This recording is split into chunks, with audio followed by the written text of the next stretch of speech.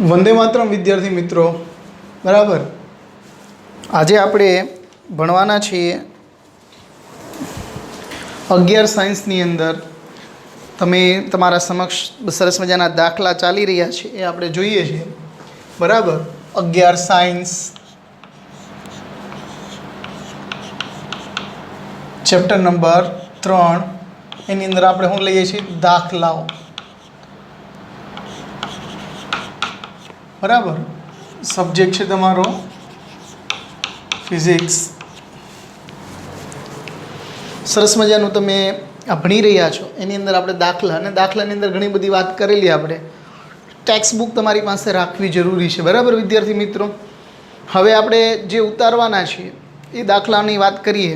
ગઈકાલે આપણે 2 દાખલા ભણ્યા હતા. ટેક્સ્ટ બુક તમારી સામે રાખજો, જેથી એ રકમ ઘણી બધી મોટી હોય તો કામ કરી શકાય. ઉદાહરણ નંબર 3.5, બરાબર.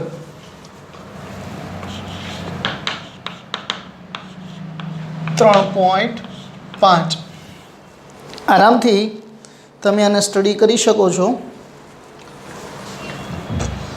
ઉદાહરણ નંબર 3.5 જે અગાઉ થિયરી પણ હતી મુક્ત પતનની. એટલે સવાલ આવો છે, મુક્ત પતન પામતા પદાર્થની ગતિની ચર્ચા કરો અને હવાનો અવરોધ અવગણો, બરાબર. મુક્ત પતન પામતા પદાર્થ, ચોખ્ખો શબ્દ આપ્યું છે તમને. મુક્ત પતન પામતા પદાર્થની ગતિની ચર્ચા કરો અને હવાને અવગણો. હવાનો અવરોધ ને તમારે અવગણવાનો છે, બરાબર. અને બધાને લગભગ ખબર છે મુક્ત પતન કોને કહેવાય, બરાબર. પૃથ્વીના ગુરુત્વાકર્ષણના કારણે પદાર્થ પર જે બળ લાગે છે એને ગુરુત્વાકર્ષણ બળ કહીએ છીએ. પણ આ ગુરુત્વાકર્ષણ બળથી પદાર્થ જે તરફ ખેંચાય છે જે પ્રવેગથી, એને આપણે ગુરુત્વ પ્રવેગ કહીએ છીએ, બરાબર. અને આપણે એની વ્યાખ્યા પણ આપી હતી કે હવાના અવરોધને અવગણીને જે નીચે તરફ ગતિ કરતો હોય છે એક રેખાની અંદર સુરેખ પથ પર, એને એક પારિમાણિક દ્રશ્ય શું કહીએ છીએ? મુક્ત પતન. ઓકે. તો અહીંયા બહુ સીધો સાદો કન્સેપ્ટ છે. આ માનો કે પૃથ્વી હોય, બરાબર. પૃથ્વી અને કોઈ પદાર્થ અહીંયા છે અમુક ઊંચાઈ પર, થોડીક ઊંચાઈ, પૃથ્વીથી અમુક ઊંચાઈ પર છે. આ પૃથ્વી છે. અમુક ઊંચાઈ પરથી એને મુક્ત પતન કરવામાં આવે. શું આવે? મુક્ત પતન પામે, બરાબર. આ ઊંચાઈ મને ખબર નથી, પણ તમે તમારી રીતે કંઈ પણ લઈ શકો. વાય પણ લઈ શકો, બરાબર. વાય ઊંચાઈ પર છે ત્યારે એનો પ્રારંભિક વેગ કેવો હોય? 0 હોય, કારણ કે આપણે એના હાથમાં પકડેલું હોય છે. બીજું, પૃથ્વીની ત્રિજ્યાથી મુક્ત પતન પામે છે અમુક ઊંચાઈ અને થોડીક ઊંચાઈથી. બીજો એક પોઈન્ટ પસંદ કરવાનો જેવો છે તમારે કે આ જે ત્રિજ્યા છે પૃથ્વીની ત્રિજ્યાથી ઓછી હોય, પૃથ્વીની ત્રિજ્યા કરતાં ઓછા અંતરે જીનું મૂલ્ય અચળ હોય, બરાબર. પૃથ્વીની ત્રિજ્યા જે હોય, સપોઝ કે 6400 કિલોમીટર હોય, કંઈ પણ હોય, એનાથી ઉપરનું અંતર લો, એનાથી અંદરના અંતરની વાત કરો તો જીનો જવાબ કેટલો આવશે? 9.8 મીટર પ્રતિ સેકન્ડ સ્ક્વેર. આટલું હોય છે, બરાબર.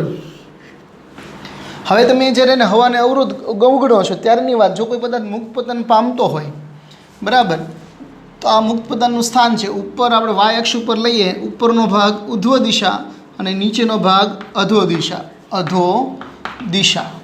અને ઉપરનો ભાગ ઉધ્વ દિશા, બરાબર. ઉપરનું અંતરને આપણે પ્લસ લઈએ તો નીચે માઇનસ, અધો દિશા એટલે અધોગતિ કરે.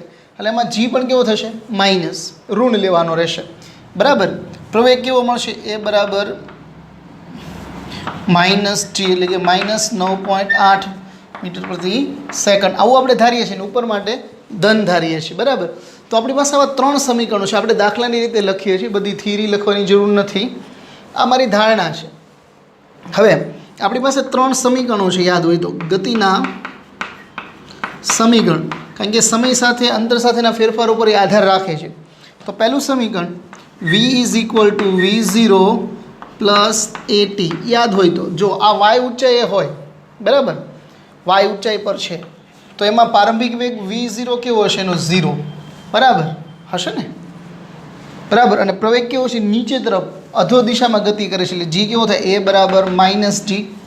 તો અહીંયા આપણી કિંમત મૂકીએ તો શું થાય? 0 -9.8 t, અને વેગ એકમ શું થાય? મીટર પ્રતિ સેકન્ડ. તો v is equal to formula શું હોય? -9.8 t. એટલે v વિરુદ્ધ t આપણે એનો ગ્રાફ દોરવાનો પ્રયત્ન કરશું મીટર પ્રતિ સેકન્ડ. તો આનો ગ્રાફ દોરશું તો પણ આપણે બહુ સરસ રીતે મળશે, બરાબર. એ પણ પછી જોઈએ. એક સમીકરણ ક્લિયર થયું. બીજું સમીકરણ લઈએ એટલે તમને અંદાજ આવે. એક સમીકરણ.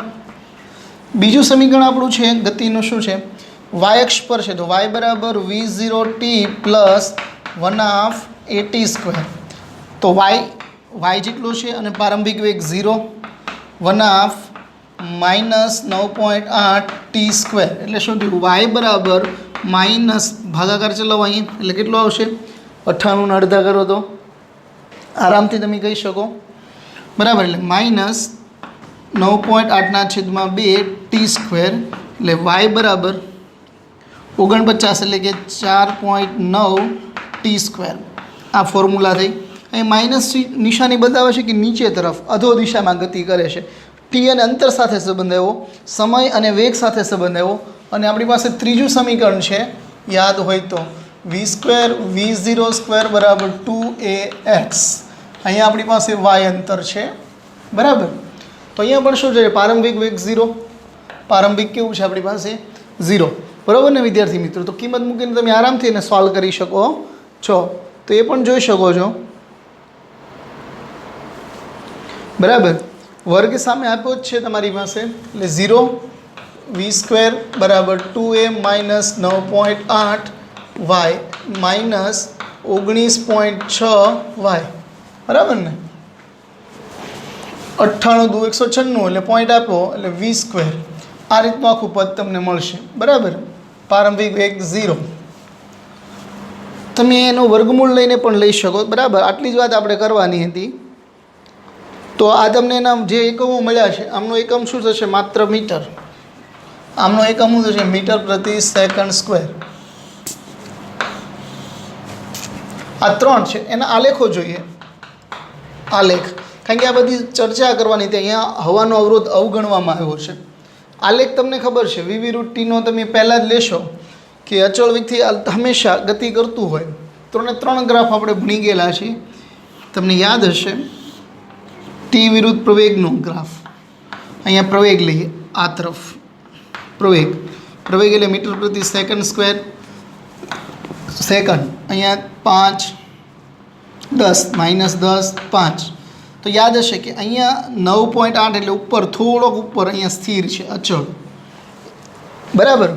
કે અહીંયા આનો ઢાળ લઈએ આપણે એટલે આના પરથી મળી જશે. એક્સ અક્ષ અને વાય અક્ષ પર શું આપેલું છે એ ખાસ મહત્ત્વનું હોય છે. આના પર પ્રવેગ લીધો, આના પર સમય લીધો, અને કેવો અચળ પ્રવેગથી ગતિ કરે છે. અને પૃથ્વી કરતાં ઓછી ત્રિજ્યામાં બધામાં જીનું મૂલ્ય કેવું છે? અચળ, બરાબર. તો આપણે એક ખાસ ધ્યાન રાખવા જેવું, બરાબર વિદ્યાર્થી મિત્રો. હવે આગળ વધીએ, બીજો ગ્રાફ લઈએ. વી વિરુદ્ધ ટીનો ગ્રાફ લઈએ, પછી વાય વિરુદ્ધ ટીનો લઈએ. પહેલાં પ્રવેગનો લીધો. હવે અહીંયા જો બીજી વાત કરીએ. પહેલો ગ્રાફ, બીજો ગ્રાફ, અને અધો દિશામાં ગતિ કરે છે એટલે નીચે તરફના જ ગ્રાફ રહેવાના બધા. વી વિરુદ્ધ ટી, વી વિરુદ્ધ ટી, વી વિરુદ્ધ ટી, એટલે અહીંયા ઉપર તરફ વેગ મીટર પ્રતિ સેકન્ડ. તો આનો ગ્રાફ કેવો આવશે? એકદમ સીધો આવશે, કે સમપ્રમાણમાં વધી રહ્યું છે, કંઈ ફેરફાર થતો નથી, એટલે એનો ગ્રાફ આમ સીધો રહેશે. એક સરખા સમયગાળાની અંદર એ વધારો નોંધવે છે. આપણે આના પછીના મુક્ત પતન કરતો પદાર્થ એક સુરેખ પદ અને એક પરિમાણી ગતિ કરતો હોય છે, બરાબર. એટલે આ પણ ગ્રાફ તમે જોઈ શકો છો. તમે અહીંયા 1 2 3 4 સેકન્ડ, બરાબર, 5 10 15 તમારી અનુસાર તમે લઈ શકો છો. સુરેખ મળે છે ગ્રાફ. ત્રીજા ગ્રાફની આપણે વાત કરીએ તો તમને અંદાજ હશે એ પ્રમાણે. ત્રીજો ગ્રાફ શરૂઆતમાં ધીમે ધીમે આમ ઝૂકતો જોવા મળશે, અને એ કયો છે? વાય વિરુદ્ધ ટી. અને વાય વિરુદ્ધ ટીના ગ્રાફમાં વર્ગ આવે છે, જો અહીંયા, બરાબર. એટલે કેવું થશે? દ્વિઘાત સમીકરણ જેવું બને એટલે પરવલય પણ નીચે તરફ હશે. અહીંયા કોણ આવવાનું છે આપણી પાસે? વાય એટલે કે મીટર, અને અહીંયા કોણ છે? સેકન્ડ. આ ટાઈપનો ગ્રાફ આપણે જોઈ લો. અહીંયા અંતર, અહીંયા સમય 1 2 3, બરાબર. આ બધા કિંમત મૂકવાની સમીકરણની અંદર. y/t², માં t બરાબર 1 સેકન્ડ લ્યો એટલે અહીંયા જવાબ આવશે. t બરાબર 2 લ્યો એટલે આ જવાબ આવશે 3. આ સમીકરણો ખાસ કરીને આટલું ધ્યાન રાખવાનું છે. આગળ એક દાખલો લઈએ બીજો. વેગ પ્રવેગના સમય સાથે ફેરફારના ગ્રાફો છે આ, બરાબર. આવું જ એક સરસ ઉદાહરણ છે. થિયરી પણ હતી આપણી, થિયરીની જેમ પણ લખી શકો તમે.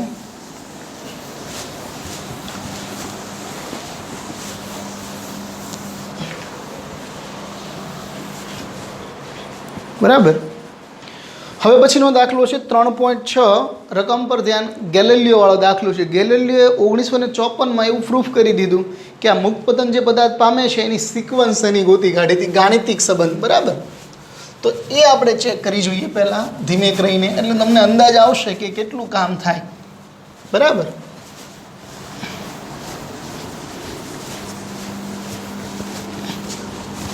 જેટલી ટેક્સ્ટ બુક તમારી પાસે હોવી જોઈએ, બરાબર. હવે આપણે ઉદાહરણ નંબર લઈએ 3.6. ઉદાહરણ નંબર. હવે વાત કરીએ, રકમમાં ધ્યાન આપો. ગેલિલિયોના એકી અંકનો નિયમ, ગેલિલિયો લો ઓફ ઓડ નંબર, સ્થિર સ્થિતિમાંથી મુક્ત પતન પામતા પદાર્થ દ્વારા સમાન સમયગાળામાં કાપેલા અંતર એકબીજાના એવા ગુણોત્તરમાં હશે કે જેથી એનો ગુણોત્તર 1 થી શરૂ થતી એકી સંખ્યા માટે હોય. કહેવાનો મતલબ ગેલિલિયોનો નિયમ તમારે સમજવાનો, અને એનો નિયમ કેવું કહે છે કે 1:3:5:7 આવી રીતે એકી સંખ્યામાં હાલ છે, ઓડ નિવન કહેવાય, બરાબર. રકમમાં ચોખ્ખું કીધું છે સ્થિર સ્થિતિમાંથી મુક્ત પતન પામે પદાર્થ, એટલે એનો પ્રારંભિક વેગ v0, અંતિમ વેગ, બરાબર. y જેટલી ઊંચાઈથી x જેટલી કંઈ પણ લઈ શકો. બીજી ખાસ વસ્તુ, સ્થિર સ્થિતિમાંથી મુક્ત પતન પામતા પદાર્થ દ્વારા સમાન સમયગાળામાં કપાયેલ અંતર એકબીજાના એવા ગુણોત્તરમાં હશે કે જેથી ગુણોત્તર 1 થી શરૂ થતી એકી સંખ્યામાંનો હશે, બરાબર. આ બધી જ વસ્તુ આપણને ખબર છે. શરૂઆતની જો આપણે વાત કરીએ તો, બરાબર, તો એને ટીના સમયની અંદર વિભાજિત કરશું આપણે, એટલે તમને એનો અંદાજ આવતો જશે. તો આરામથી એક વાત કરીએ આપણે. આ જે સમીકરણ છે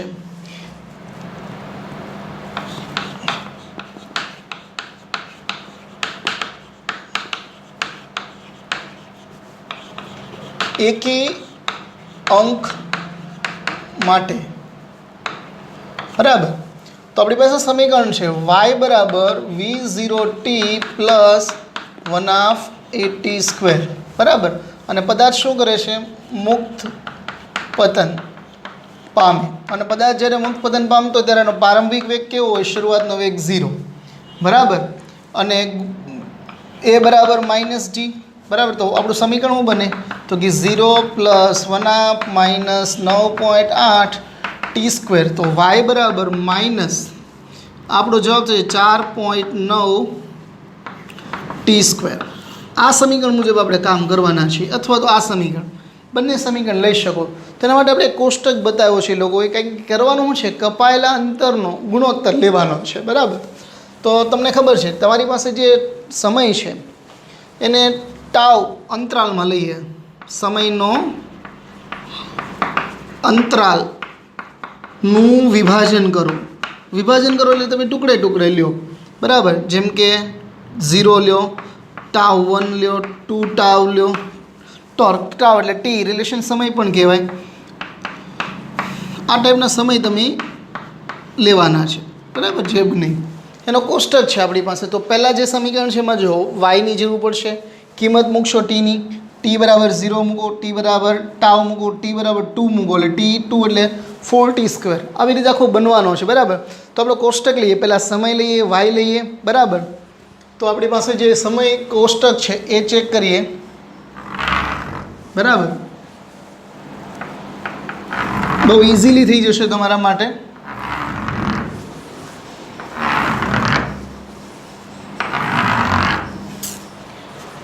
બરાબર. સમય ટી, y0 બરાબર, અને ગુણોત્તર લેવાનો છે. એટલે રકમમાં બે જે પદ કીધા છે એ જુઓ, ક્રમિક સમયગાળામાં કપાયેલું અંતર અને કાપાયેલા અંતરનો ગુણોત્તર. બરાબર, ક્રમિક સમયમાં અહીંયા શું લેશું આપણે? ક્રમિક સમયમાં કપાયેલ અંતર. બરાબર, ક્રમિક સમયગાળામાં કપાયેલ અંતર અને કપાયેલા અંતરનો ગુણોત્તર. કાપેલ અંતરનો ગુણોત્તર. બરાબર,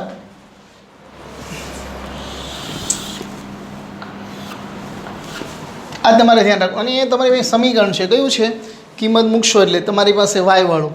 આ સમીકરણનો ખાસ કરીને તમારો ઉપયોગ કરતો રહેવાનો હોય છે. તો આપણે વાય બરાબર -1/GT², વાયના સંદર્ભમાં લેવાનું છે. તો પહેલાં 0 લેશે એટલે બધું 0 જ આવવાનું છે. બરાબર, પહેલું તમે જે સમય લેવાના ટી બરાબર 0, તો 0, સ્થાનાંતર પણ 0, સંદર્ભ પણ 0. અહીંયા તો કોઈ અંતર કે ગુણોત્તર આવવાનો જ નથી. પણ જો તમારો રિલેશન સમય ટાવ હોય, ટાવ, બરાબર, તો કિંમત અહીંયા તમારી પાસે જે ફોર્મ્યુલા છે 1/GT² છે ને, એ ફોર્મ્યુલામાં વાયની કિંમત મૂકવાની છે તમારે. તો પહેલાં તમે કેટલો વાય લીધો? તો ટાવ લેશો એટલે તમારો સમયની કિંમત કેટલી બની જશે? આમાં કિંમત મૂકીએ આપણે, આમ મૂકો, વાય બરાબર 1/, આમાં પણ મૂકી શકો. અહીંયા આ સમીકરણને આવું પણ કહેવાય, 1/GT², 1/G². એટલે પહેલું જે મળ્યું તમને શું મળ્યું? -1/G². અહીં કિંમત મૂકશો તો આખા પદને શું કહેવાય? આ વાયના સંદર્ભમાં છે, આને વાય કીધો. તો આખાને શું લખી શકાય? LH બરાબર અહીંયા લખી શકાય y0 મળ્યો આપને. તો અહીંયા આપણે લખીએ કે આપણું જે મળ્યું છે એ જેટલા ફોર્મમાં, માનો કે અહીંયા આગળ બમણું થશે તો અહીં 2 લગાવતા જશું. બરાબર, ક્રમિક સમયગાળામાં કપાયેલું અંતર કેટલું છે? તો આ બેની બાદબાકી કરો, કેટલું થાય? y0 - 0 એટલે કેટલું મળ્યું? y મળ્યું. બરાબર, ગુણોત્તર લેશો તો આ બેનો ગુણોત્તર, છેલ્લું અને પહેલા પદનો, એટલે કેટલો આવશે? 1 આવશે. બરાબર, હવે તમારી પાસે સમય કેટલો છે? આ એક પદ આખું પૂરું થયું તમારું. બરાબર, બીજું લઈએ તમારી પાસે 2 ટાવ. તો 2 ટાવની કિંમત મૂકીએ તો અહીં શું થઈ જાય? 2 ટાવની કિંમત મૂકીશું તો કે 2 ટાવ, 2 નો વર્ગ 4, અંદર શું રહેશે? 1/GT² રહેશે. ન ખબર પડી એના માટે અહીંયા હું મૂકી 2 ટાવ હોલ સ્ક્વેર, એટલે ભાગ નહીં ઉડાડતા, એટલે આનો વર્ગ 4 આખું અંદર જતું રહે, -1/G ટાવ એટલે કે સમય. તો અહીંયા આને કેટલો કીધો હતો? y0 કીધો હતો આપણે, આ પદને y0 કીધું હતું. તો અહીંયા કેટલું લખી શકાય? માઇનસ, આખા માઇનસ સહિત અને 0 કીધું એટલે 4y0. આ બેની બાદબાકી કરો, 4y - 3 એટલે કેટલું થશે? 3y0. સમજાય છે? આમાંથી આ બાદ કરવાનું, આમાંથી આ બાદ કરવાનું, એટલે આ બેનો ગુણોત્તર લેશું એટલે શું આવશે? 3y0/y0, અંતિમ માઇનસ પ્રારંભિક થાય. એટલે આપણી પાસે શું વધ્યું? ગુણોત્તર. અહીંયા y0/y0. હવે ત્રીજી વસ્તુ લઈએ. આવી રીતે તમે બધા વસ્તુ લેતા જશો તો આમાં એક રૂલ્સ દેખાય છે, કપાયેલા અંતર. પહેલાં હું 0 પર હતો, ત્યાંથી y0 પર આવ્યો, ત્યાંથી 3y0 પર આવ્યો, ત્યાંથી પછી જે રીતે આગળ જાઉં છે એ રીતે. અહીંયા 3 ટાવ એટલે અહીંયા શું થશે? 3 નો વર્ગ 9 થશે ને, 3 નો વર્ગ 9, 1/G²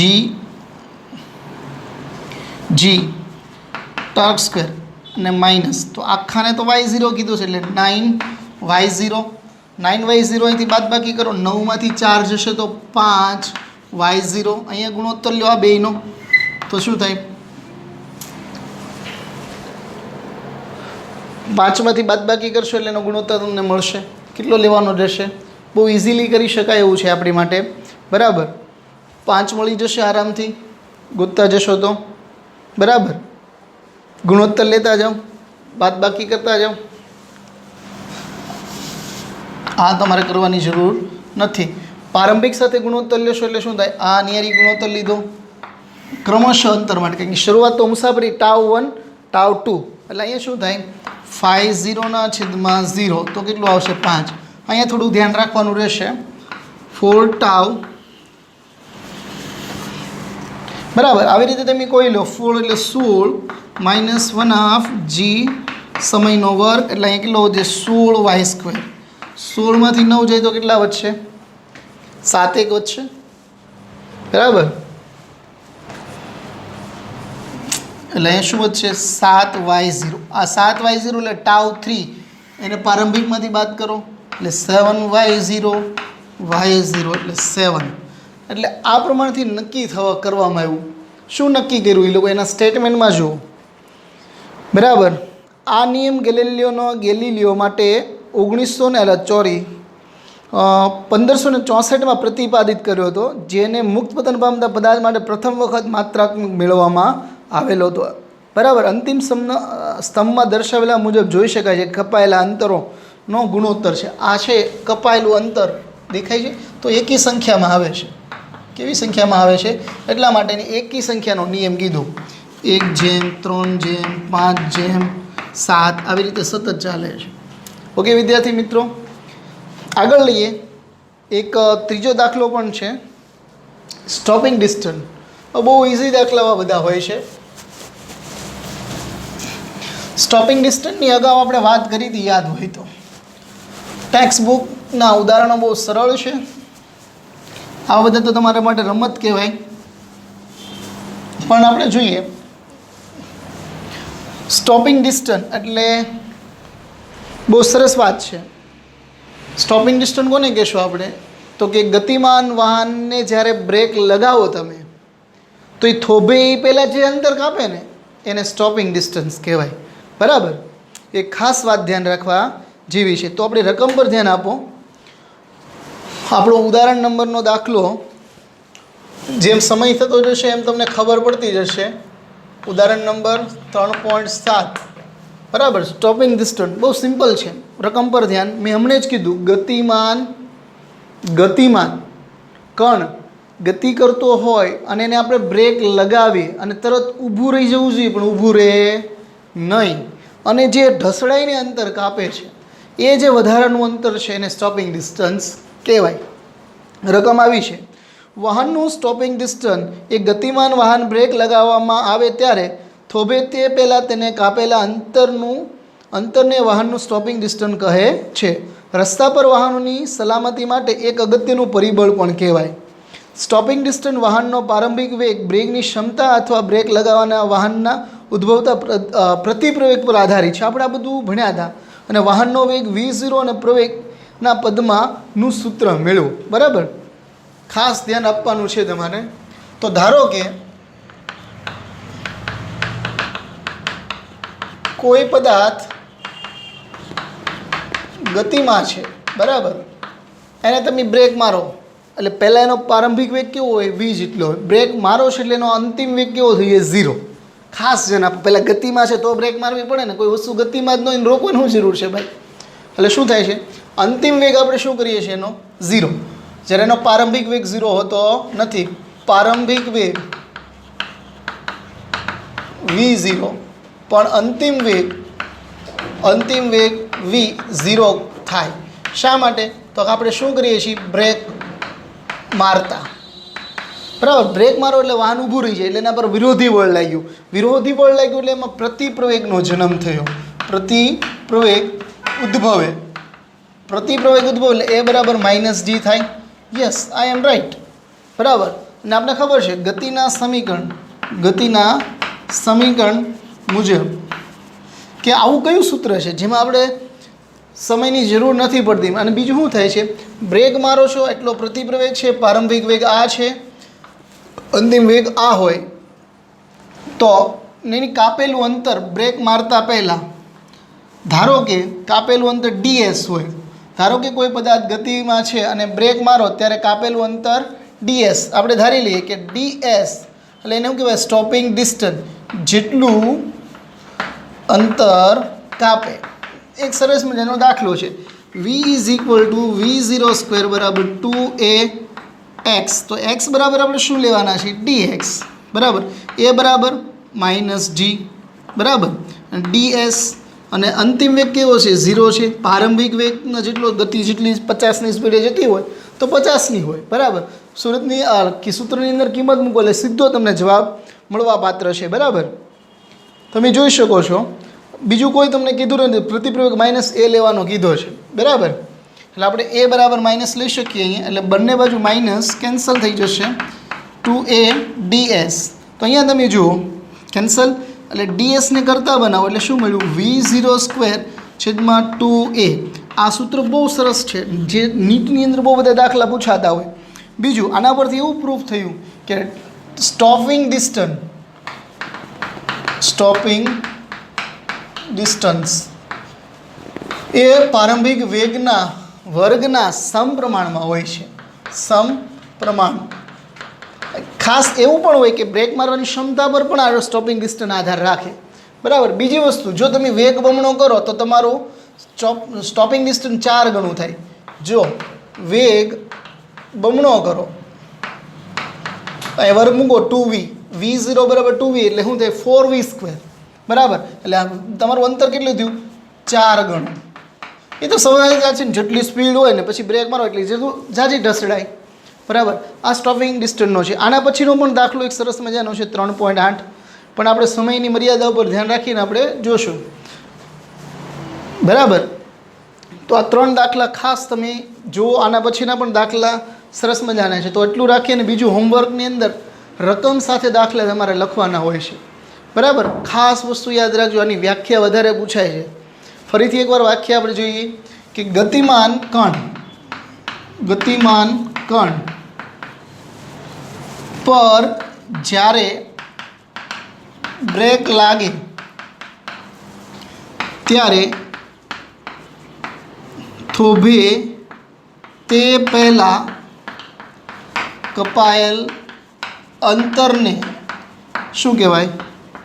સ્ટોપિંગ ડિસ્ટન્સ. યાદ રાખવા જેવી વાત છે, સ્ટોપિંગ ડિસ્ટન્સ. બરાબર, ખાસ આ વાતને ધ્યાન રાખજો તમે. આ એની વ્યાખ્યા છે.